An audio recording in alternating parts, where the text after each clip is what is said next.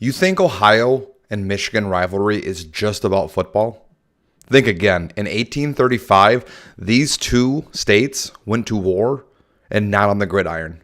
We're talking about militias, bayonets, and other international border disputes that came down to, well, a really bad map. Also, there's some rather big U.S. historical figures tied to this event randomly. It's called the Toledo War. Back then, everyone used the Mitchell map, and there was just one problem, is that it just showed Lake Michigan way further north than it actually was. The law said the border was a straight line from the bottom of Lake Michigan to Lake Erie. But because the map was both wrong and both Ohio and Michigan claimed the 468 square mile strip of land called the Toledo Strip. Now, Toledo was seen as a massively important city, thanks in part to its port at the time, as well as the fact that it was a swamp that was extremely fertile for agricultural purposes. That and plans to connect the Great Lakes to the Mississippi River that ultimately never happened. Michigan's 24-year-old boy governor, Stevens T. Mason, who was and still is today's youngest U.S. governor of all time, claimed it as Michigan's, while the Ohio governor, Lucas, said, "Try us." Mason said, "Well, hold my beer," basically, and sent his militia in. Ohio then followed suit and sent their militia into the Maumee River as well. Michigan then passed the Pains and Penalties Act, making it a crime, that's right, a crime for an Ohioan to even look like they were governing in the Strip. The penalty, $1,000 in hard labor. So how many people died during this war? Honestly, 0 people died. Now, you could say that's not a war, but hold on, we'll get to it. There were some battles, such as the Battle of Phillips Corner, and the Michigan militia fired shots into the air to scare away the Ohioan surveyors.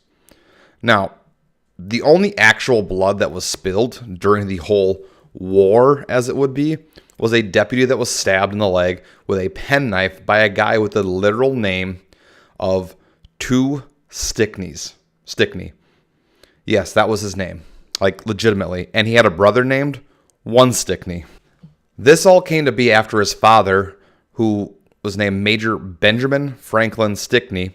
Yes, his name was Ben Franklin Stickney, was arrested. And fun fact, Two Stickney's grandfather's uncle was in fact the one and only Benjamin Franklin. Hence, that's where his father would get his name. To end the chaos, President Andrew Jackson gave Michigan an ultimatum. Give Ohio the Toledo Strip, and we'll give you the Upper Peninsula from the Northwest Territories or the Wisconsin Territories in exchange. Now, the main reason why Jackson sided with Ohio on this was because he was trying to get more votes for the upcoming presidential election in 36. Now, at the time, Michigan was very furious and outraged. They called the UP a worthless wilderness, to which some extent is true. Now, they only accepted the deal because they were broke and it was freezing outside, literally called the Frostbitten Convention.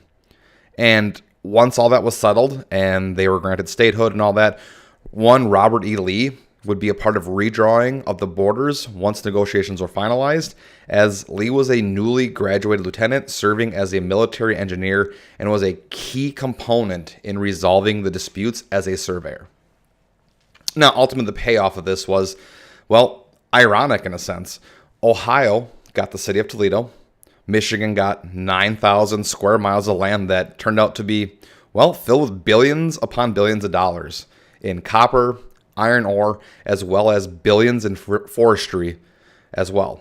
So who really won this whole ordeal? I know Wisconsin lost, that's for sure.